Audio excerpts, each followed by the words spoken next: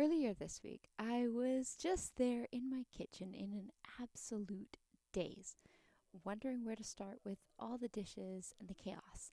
Often, when I tackle a task, I try to help myself stick to it by doing some listening. I can't promise that James Clear's habit stacking strategy always works for me, as it usually prompts another exciting idea or thought ponder that has me again distracted from my original mission.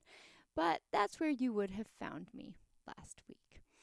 My listening choice of the day was a playlist by a musician and YouTuber, Mary Spender, a brilliant business mind, thought-provoking storyteller, and a musician with rich, sultry vocals. The rest of the video is now a blur, but she brought back an old series of guitar stories, where she tells stories about instruments and how they came into the lives of musicians. I was really enjoying the story she was telling when, ping, that was just the inspiration that I needed. And that dopamine deplete deluge of dishes would have to wait for another moment.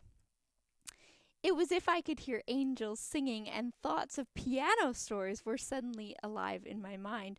I could think of so many wonderful piano stories in my own life, and then smiled as I thought of all the stories that you must have as well. Let me know in the comments if you have a piano that stands out in your memory too. Perhaps your first instrument, or the instrument that started your story as a musician or teacher, or perhaps it was an instrument that challenged you or inspired you in your music journey. I have a funny feeling that there are a lot of piano stories to be told. My whirling thoughts prompted me to race down to my mom's suite that is attached to our home to loop her in on my newest idea for the YouTube channel. I often head down there with fresh thoughts and think she must have spidey senses by now that tell her when those fast-paced footsteps mean that I am on a mission when I arrive with the latest inspiration, updates on life, or sighs of household overwhelm. My enthused announcement was met with my very first piano story episode, as my mom recounted her first piano as a child and glimpses of being raised by an artist. My grandpa was an artist, and there are many tales of the wonderfully creative ways that it shaped the lives of his children. Like when he painted the bathroom and tub to recount the Bible story of fishermen casting their nets into the sea. And it also had the downfalls, as his 5 daughters were being raised by a distracted creative, like the time he made turkey soup and hoped that leaving it on the stove all week at a low simmer would bring out the flavor. Spoiler alert. The flavor was not a desirable one, and in fact alarming and perhaps life-threatening. So it was in this dynamic environment that my own mom dreamt of playing the piano. She couldn't believe her eyes when an actual acoustic instrument was purchased by her dad and remembers its move into the house. What an exciting day, and thoughts of really learning this instrument circled in her young, hopeful mind. Plink, plunk, plink, plunk.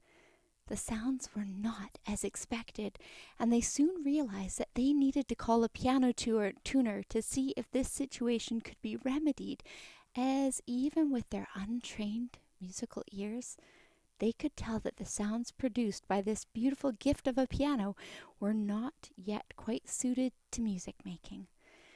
The piano technician was called, and with brief inspection, the tuner let them know that this instrument was indeed not the gift of potential they'd hoped for.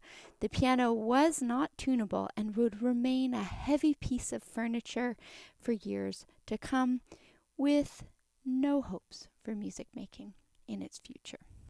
Not to be dissuaded, my grandpa decided to preserve this instrument in music-making ways. With enthusiasm, he disassembled the piano and mounted the strings in the basement. My mom can still remember the sound of walking into that basement of their childhood home and hearing the resonance of the strings vibrating on the walls. Those strings were still mounted in that very same basement on the same walls many, many years later when I visited her childhood home as an 11-year-old. I also remembered exploring the mounted strings with curiosity and hearing the echo of the strings so resonant in the room. Though Mom's opportunity to become a pianist didn't arrive again in the form of another instrument, it did bring about musical curiosity, and it invited many to pluck away at the strings, and I think it even fueled that encouragement to gift her own children the opportunity to learn the piano. Let me know in the comments if you'd love to hear the story of my first piano and how my dad's mechanical aptitude brought this opportunity my way. Curious how you dismantle a piano? I was too, and I watched this fabulous series called How to Dismantle a Piano, and I've linked it in the video description below. This series didn't preserve the strings like my grandpa did, but it does show a fascinating walkthrough of the insides of a piano and how you dismantle it from start to finish. Thank you to the inspiration for YouTuber, creative, and musician Mary Spender, who motivated my enthusiasm to tell some piano stories of my own, and my mom, who took a little walk through memory lane. Now, back to that deluge of dishes.